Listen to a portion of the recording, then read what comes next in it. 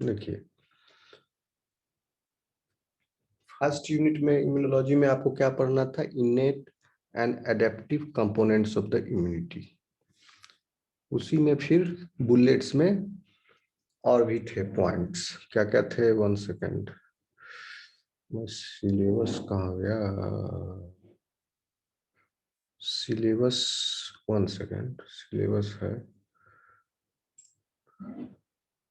Syllabus semester 3 vertebrate immunology CC10 innate and acquired immunology.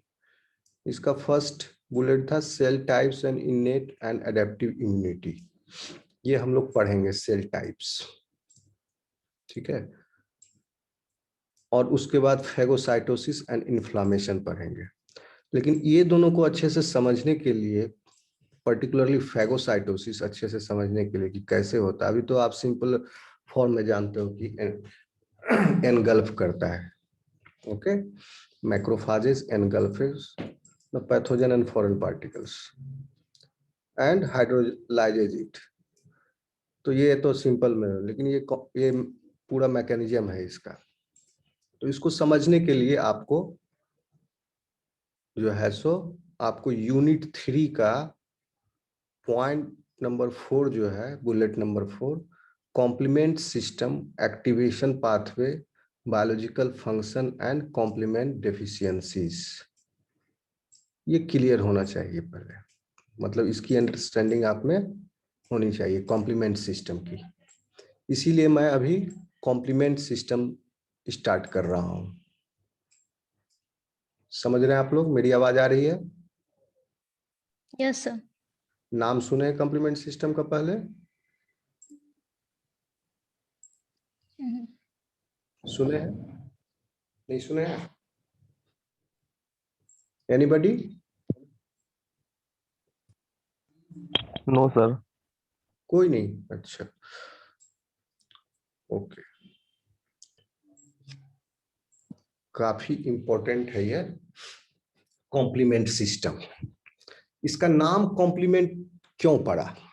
Complement इसका नाम इसलिए पड़ा कि पहले जब इसकी डिस्कवरी हुई तो साइंटिस्ट को ये तो पता था कि somebody which is receptor bound, okay, some molecule which is receptor bound is participating in the immune response, but some proteins are present in the blood in the soluble form, and that also participates in the immune response non specifically, ये non specifically participate करता है।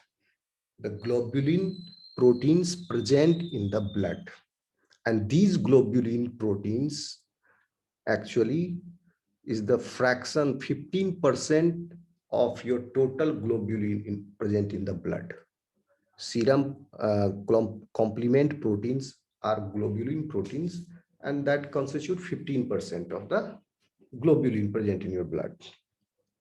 Okay, तो blood का अगर कभी test देखे होगे report, तो उसमें रहता है ब्लड में total protein, okay, estimation total protein, doctor देखता है प्रोटीन एस्टिमेशन। अगर उसको कहीं इडमा वगैरह हो जाता है बॉडी में, पानी का डिपोजिशन फूल गया पैर में, तो और अगर क्रोनिक इडमा है तो it might be because of the protein deficiency. तो उसका ऑस्मो रेगुलरिटी गड़बड़ हो गया, तो ब्लड से जो है फ्लूइड जो है टिश्यू में चला गया। और टोटल प्रोटीन भी एस्टिमेशन होता है, फिर एल्बुमिन एस्टिमेशन भी होता है, और फिर एक होता है ग्लोबुलिन एस्टिमेशन। ओके, तो ग्लोबुलिन में आपके कॉम्प्लीमेंट प्रोटीन्स भी हैं एंड इम्यूनोग्लोबुलिन्स भी हैं। ओके, एंड एल्बुमिन में है आपका एल्बुमिन नाम का प्रोटीन जो कि ब्लड में डिजोल्व रहता है, मेनली इसका न्यूट्रिटिव वैल्यू है। एंड ग्लोबुलिन्स जो है वो आपके majority of the globulins are complement system, 15% complement system proteins है, and other globulin proteins are also there, and a chunk is also there in the form of immunoglobulins. अब वो depend करता है कि पर्सन किस तरह का एंटीजेनिक चैलेंज में, अगर ज्यादा उसमें बीमार चल रहा है उस समय उसका ब्लड में एस्टिमेशन करोगे तो इम्यूनोग्लोबुलिन फ्रैक्शन ज्यादा मिलेगा। तो वो डॉक्टर अपने इस पर जज करता है, वो देखेगा। ओके, तो मेनली हम क्यों बताए ये चीज कि ग्लोबुलिन जो है आपके ब्लड में एक क्लास ऑफ प्रोटीन, तो कॉम्प्लीमेंट सिस्टम क्यों बोले इसको, और कॉम्प्लीमेंट नाम इसको क्यों दिए, इसलिए नाम दिए कि इनिशियली पहले जो 17, आपको हिस्ट्री पढ़ाए होंगे इम्यूनोलॉजी का तो याद हो अगर, कि लुइस पास्चर ने रेबीज का वैक्सीन और आपका कोलरा का वैक्सीन का इजाद किया था। सबसे पहले कोलरा का किया था, मुर्गी वाला कोलरा का सीप में बनाया दिया था। Okay, anti-ship. तो उस लुइस पास्चर का स्टूडेंट था ब्रोडेट, उसी ने इंस्टीट्यूट ऑफ पास्चर का ही था 1890 में। ओके, तो उसने क्या पाया कि हम बताएंगे, एक एक्सपेरिमेंट किया था उसने क्या पाया कि एक फ्रैक्शन ब्लड में ऐसा भी है जो कि एंटीबॉडीज के अलावा है। ओके, और दोनों ग्लोबुलिन ही है, एंटीबॉडीज आर आल्सो ग्लोबुलिन क्योंकि वो इम्यूनोग्लोबुलिन्स है। Okay, and there is another class of globulin proteins and these are soluble and heat labile। ठीक है, हीट लेबाइल, हीट देने से ये इसका स्ट्रक्चर खराब हो जाता है, डिसफंक्शनल हो जाता है, heat labile.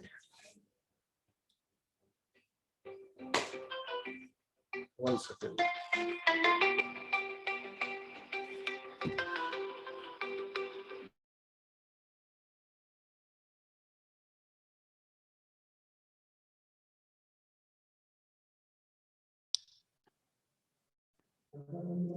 Sir network problem की वजह से शायद डिस्कनेक्ट हो गए हैं। सर तो ही नहीं हेलो सर नहीं है है, बट हेलो नहीं है सर, पर हाँ। Yes sir. Hello yes sir. Hello, आवाज आ रही मेरी? यस सर, अभी आ हाँ रही है। सर, अचानक से एकदम हाँ हाँ हाँ हाँ, ओके ठीक है। चलो देखते हैं, मैं लाइट भी आ जा रहा है बहुत और नेटवर्क भी गड़बड़ है।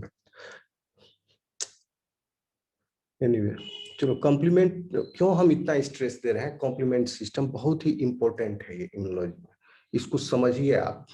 और आपके लिए बिल्कुल नया है, आप कभी इस पिक्चर को देख के आप थोड़ा डर रहे होंगे। ओके, है भी ऐसा ही है थोड़ा सा, थोड़ा समझना पड़ेगा इसको आपको कि कैसे ये प्रोटेक्ट करता है। सिर्फ एंटीबॉडी ही प्रोटेक्ट नहीं करता है आपको बीमारी के अगेंस्ट, समझे? कॉम्प्लीमेंट सिस्टम भी है, जो कि इसीलिए नाम इसका पड़ा कॉम्प्लीमेंट। ये एंटीबॉडी मीडिएटेड प्रोटेक्शन जो है उसको कॉम्प्लीमेंट कर रहा है। ठीक है, सो ब्रूडेट ने यही पाया, उसी ने नाम दिया इसका कॉम्प्लीमेंट। और सिस्टम क्यों बोला, क्योंकि कोई एक प्रोटीन नहीं है इसमें, there are not more than, there are about 30 proteins, 30 different types of glycoproteins involved, and those glycoproteins are soluble ones। अभी हम मेम्ब्रेन बाउंड की बात नहीं कर रहे हैं, 15 के अराउंड मेम्ब्रेन बाउंड भी है। Okay, and those are regulatory in function, वो कॉम्प्लीमेंट सिस्टम को रेगुलेट करते हैं, मेम्ब्रेन बाउंड प्रोटीन्स जो है। and these proteins are present on macrophages, neutrophils, monocytes, RBC, WBC, different type of WBC सबके ऊपर, even on the epithelial cells, आपके intestine के इपिथेलियल सेल्स पर के ऊपर भी होते हैं, इवन गैस्ट्रोयूरिनोजेनिटल ट्रैक्ट के इपिथेलियल सेल्स के भी ऊपर प्रेजेंट होते हैं। कौन से प्रोटीन? जो receptor bound protein, membrane bound proteins है। तो कॉम्प्लीमेंट सिस्टम में कितना प्रोटीन हो गया? सॉल्युबल प्रोटीन, मेम्ब्रेन बाउंड नहीं है, 30 अलग अलग तरह के सॉल्युबल प्रोटीन्स हैं, और 15 अलग तरह के रिसेप्टर्स हैं जो कि मेम्ब्रेन बाउंड है। ओके, तो हम 15% जो फ्रैक्शन बोल रहे हैं ब्लड में ग्लोबुलिन का है, वो फ्रैक्शन किसका है? सॉल्युबल वाला है, मेम्ब्रेन वाला नहीं है, क्योंकि वो तो मेम्ब्रेन बाउंड है।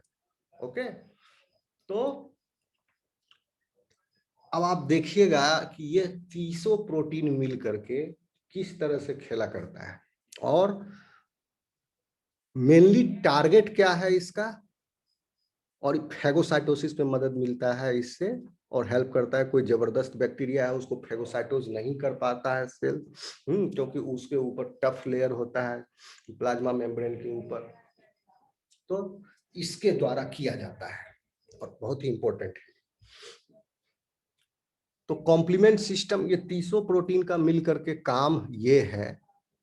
फाइनल काम पहले बता देते हैं, तब आपको शुरू से समझ में आएगा। फाइनल काम ये है अटैक करना, और अटैक जैसे गोली मारते हैं किसी को, तो बॉडी में क्या हम मारते हैं, मतलब मारो मत, मतलब कोई किसी को मारता है तो बॉडी में गोली गया तो क्या हुआ, बुलेट जाने से क्या होता है, छेद हुआ उसके बॉडी वॉल में, एंड बुलेट गोज इनसाइड, तो आदमी मर गया। कॉम्प्लीमेंट सिस्टम इसी तरह से गोली चलाता है पैथोजन के ऊपर। ये दिख रहा है बुलेट जैसा स्ट्रक्चर आपको। फाइनल इसका पूरा प्रोटीन, तीसों प्रोटीन का मिलकर काम ये है, the formation of membrane attack complex, MAC, इसका शॉर्ट में नाम है मैक। मेरी आवाज आ रही है? सर ये मैक 30 प्रोटीन से बना हुआ है? नहीं नहीं, वो हम बताएंगे।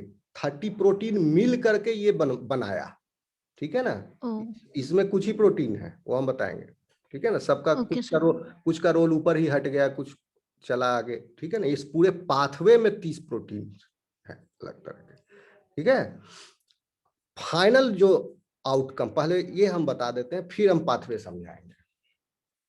फाइनल जो आउटकम है एट द एंड क्या होता है कि कॉम्प्लीमेंट सिस्टम जो है ये एक मेम्ब्रेन अटैक कॉम्प्लेक्स का फॉर्मेशन होता है। जब कॉम्प्लीमेंट पाथवे एक्टिवेट होते हैं तो एंड रिजल्ट क्या है, membrane attack complex. And membrane attack complex what it does, it creates the pore inside the plasma membrane, pore in the cell. ये जो पैथोजन का सेल है इसका प्लाज्मा मेम्ब्रेन या ऊपर का जो मेम्ब्रेन होगा, ठीक है, सेल परटूब्रेशन जो है, जो भी ऊपर में लेयर होगा, ऊपर प्लाज्मा मेम्ब्रेन हो या कोई सेल वाल हो या कोई ग्लाइकेन लेयर हो, इस तरह का जो लेयर होगा उस पर, वहां पर जाकर के ये बुलेट जैसा, गोली जैसा है, and MAC membrane attack complex का फॉर्मेशन हो गया। और मेम्ब्रेन अटैक कॉम्प्लेक्शन के फॉर्मेशन से क्या होता है, बीच में पोर क्रिएट हो गया, छेद हो गया बीच में, चारों तरफ से ये इसके लेयर को ढकेल दिया और बीच में होल क्रिएट कर दिया, जिससे क्या होता है, पैथोजन का जो सेलुलर कंटेंट है अंदर में जो भरा हुआ उसका जूस है, साइटोप्लाज्म है, वो ऊज आउट हो जाता है, लीक कर गया इससे, ठीक है। लीक करने से क्या हुआ, ये पिचक गया, सेल डेथ हो जाता है, सेल का लाइसिस हो जाता है पैथोजन का। ओके, समझ में आया ये चीज। फाइनल स्टेप में क्या होता है, cell lysis sir. Cell lysis. हम इसको हम और भी डिटेल में आगे देखेंगे, अभी आपको हम ऊपर आपको हम थोड़ा सा ओवरव्यू दे रहे हैं, ठीक है। तो क्या हुआ यहाँ पर, एक्टिवेशन पाथ, कॉम्प्लीमेंट सिस्टम का पाथवे एक्टिवेट होने के बाद लास्ट में मेम्ब्रेन। सर ये जो C6 है, 6, 7, 6, 8, C8 लिखा हुआ है, क्या ये C इसका मतलब सेल है क्या? C stands for complement system का ये छठा अच्छा नंबर का कॉम्प्लीमेंट। प्रोटीन है, ठीक है। ये 7वां नंबर का प्रोटीन है, यस। 8वां। इसके सीक्वेंस पर मत जाइए, 6, 7, 8 नंबर, ये नंबरिंग उस पैटर्न में इसको दिया गया है जिस प्रकार से इसका डिस्कवरी हुआ है, ठीक है। जैसे इस पाथवे में कहीं कहीं आपको जैसे C4 शुरू में ही मिल जाएगा, ठीक है। तो यस C4 सर। शुरू में मिल रहा है, इसका मतलब इसका नाम C4 इसलिए पड़ा क्योंकि ये C1, C2, C3 के बाद इसका डिस्कवरी हुआ, डिस्कवरी। इसलिए इसका डिस्कवरी के आधार पर नंबरिंग है। ओके, लेकिन जब इसका आप फंक्शन देखोगे तो कोई कोई पहले भी है, कोई कोई बाद में भी है। ओके, तो मेम्ब्रेन अटैक कॉम्प्लेक्स में क्या क्या है, मेम्ब्रेन अटैक कॉम्प्लेक्स में होता है C5b, ये हम बताएंगे, आप अभी आपको इसलिए नहीं बता रहे हैं क्योंकि समझ में नहीं आएगा। मोटा मोटी ये बता रहे हैं कि पोर का फॉर्मेशन हुआ, और इस पोर से जो सेल के अंदर का जूस है, साइटोप्लाज्म है, वो लीक आउट हो गया, तो सेल का डेथ हो जाता है, ठीक है। अब मेम्ब्रेन अटैक कॉम्प्लेक्स में क्या होता है, C5b फ्रेगमेंट। C5b फ्रेगमेंट कहां से आता है, C5 से आता है, C5 के हाइड्रोलिसिस से आता है। C5 का जब हाइड्रोलिसिस होता है तो एक छोटा फ्रेगमेंट C5A बनता है, C5A बनता है। C5 का हाइड्रोलिसिस होने से देखो छोटा फ्रेगमेंट निकला C5A और बड़ा फ्रेगमेंट C5B।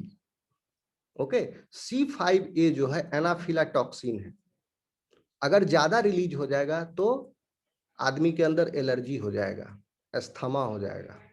ओके, और इसी तरह C3A भी जो है एनाफिलाटॉक्सिन है, जो C3 के टूटने से बनता है, और ये दोनों का रिसेप्टर न्यूट्रोफिल के ऊपर प्रेजेंट होता है। जब C3A और C5A दोनों में से कोई भी या दोनों जब बाइंड करता है to their receptor, specific receptor, then degranulation of neutrophil happens.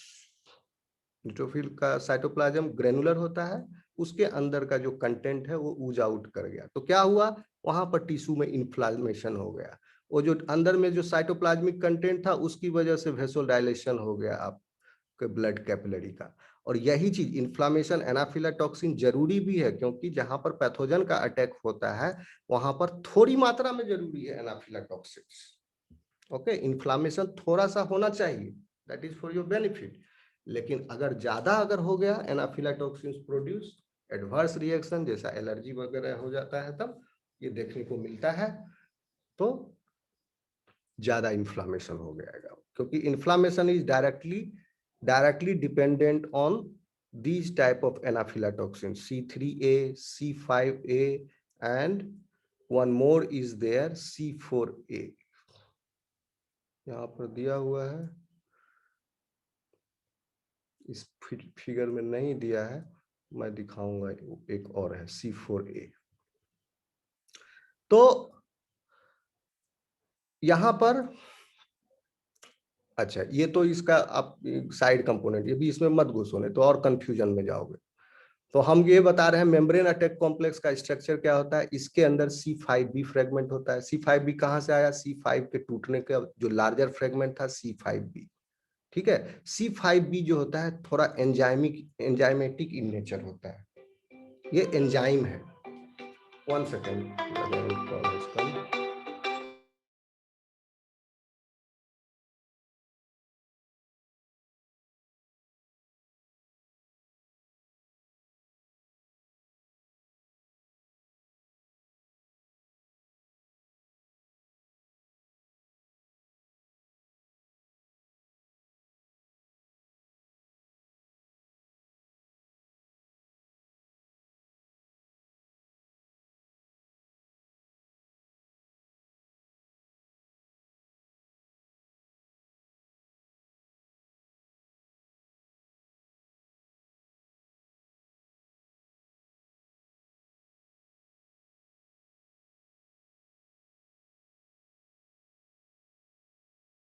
Hello, sorry for the disturbance.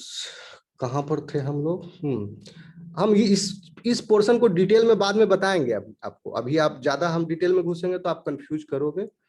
बस मोटा मोटी जान लो C5B फ्रेगमेंट होता है, और उसके बाद पॉलीसी9 होता है, यानी C8 और C9। पॉलीसी9 ये ग्रीन वाला जो दिख रहा है प्रोटीन, ओके।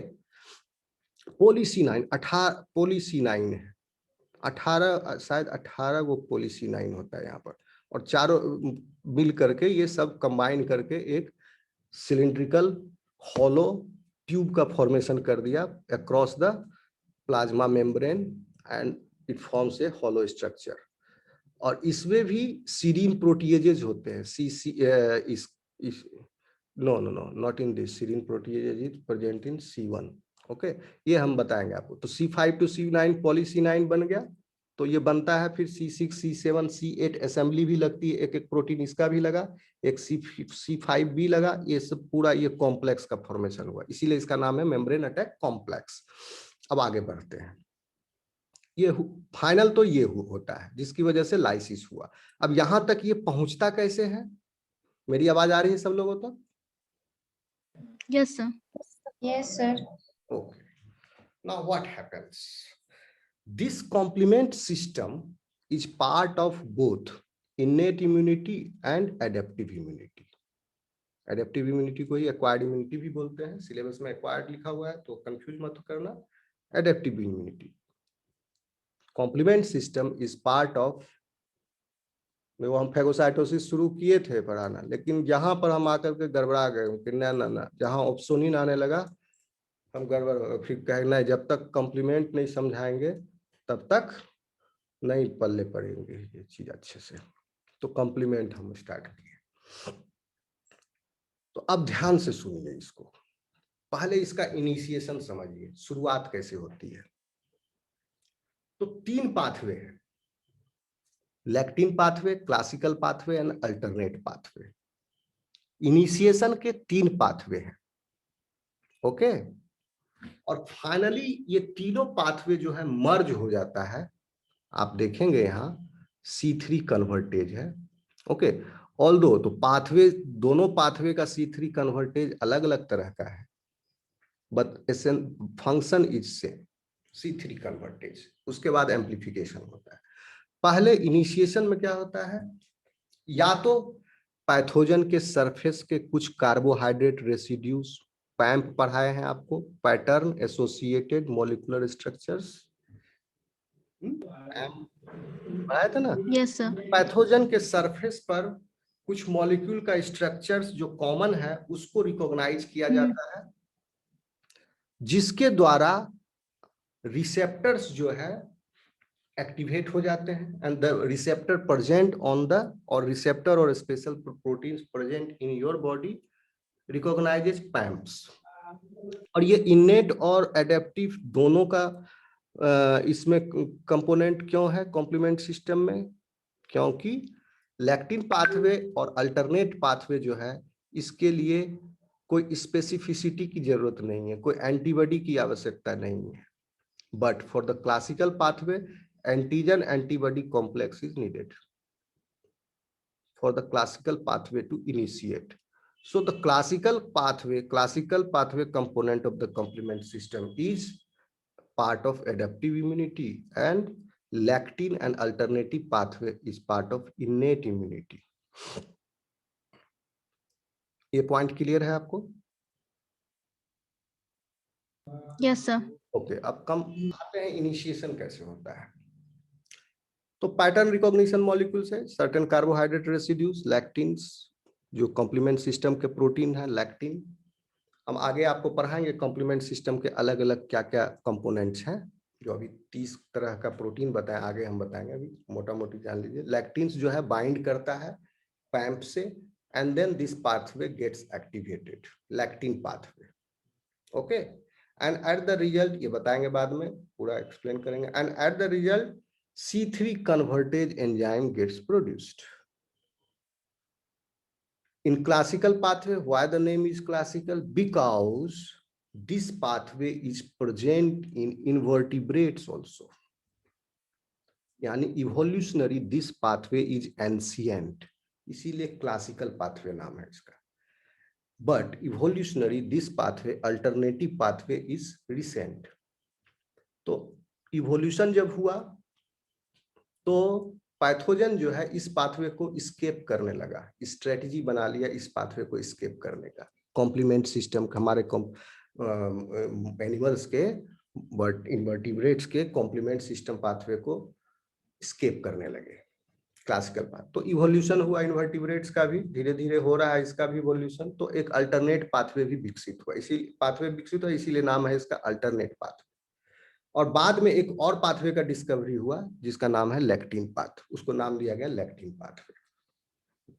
तो होता क्या है, सबसे पहला काम इस पाथवे, तीनों पाथवे का यही है कि एक C3 कन्वर्टेज नाम का एंजाइम को प्रोड्यूस किया जाए, ओके। तो ये कैसे होगा, क्लासिकल पाथवे अगर है तो एंटीजन एंटीबॉडी कॉम्प्लेक्स का फॉर्मेशन जब होता है, इधर आपका जो एंटीजन है is present on the pathogen surface, और the antigen is in the soluble form.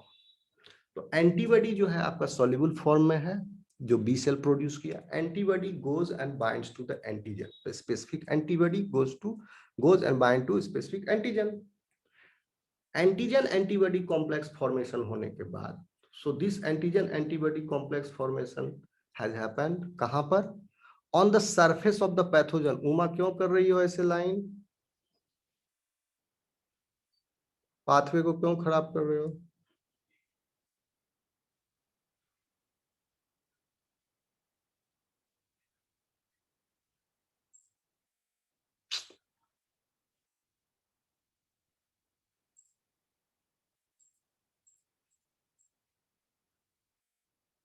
मैं मिटा दिया।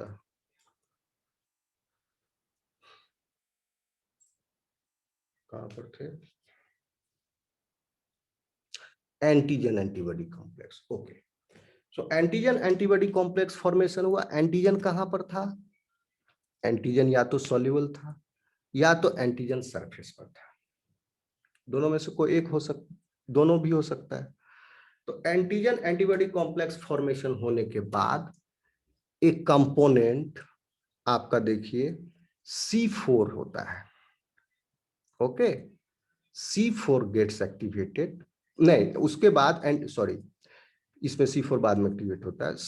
एंटीजन एंटीबॉडी कॉम्प्लेक्स बनने के बाद इससे C1 कॉम्प्लेक्स बाइंड करता है। हम आगे बताएंगे C1 कॉम्प्लेक्स क्या है। C1 कॉम्प्लेक्स बाइंड करने के बाद इसके अंदर इस कॉम्प्लेक्स के अंदर सीरीन प्रोटीएज होता है, and that serine protease cleaves C4 into C4b and C4a। तो जब भी B रहेगा तो आप समझना कि लार्जर फ्रेगमेंट है, और A रहेगा स्मॉल तो स्मॉलर फ्रेगमेंट है। सिर्फ C2 एक्सेप्शन है। C2 में C2a जो है लार्जर फ्रेगमेंट है and C2b is smaller fragment. तो C4 का जब क्लीवेज हो जाता है because of the serine proteases which present in C1, and that serine protease gets activated when the antigen antibody complex binds to C1 complex, and then activated serine protease cleaves C4 into C4b and C4a.